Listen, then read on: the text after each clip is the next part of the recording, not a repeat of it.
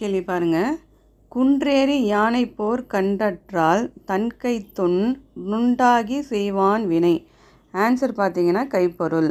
இதில் என்ன கேட்டிருக்காங்கன்னா கைத்தொன்று அப்படின்ட்டு பொருள் யாதுன்னு கேட்டிருக்காங்க. அது ஆன்சர் வந்து கைப்பொருள்.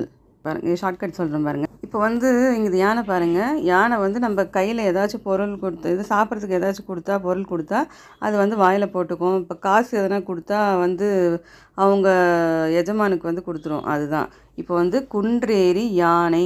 யானை வந்து கையில் இந்த கை தொன்று இருக்குது பாருங்கள். அந்த யானை கையில் ஏதாச்சும் கொடுத்தா அது வந்து அந்த பொருளை வந்து வாங்கிக்கும். அதுதான் வந்து ஷார்ட்கட்டு.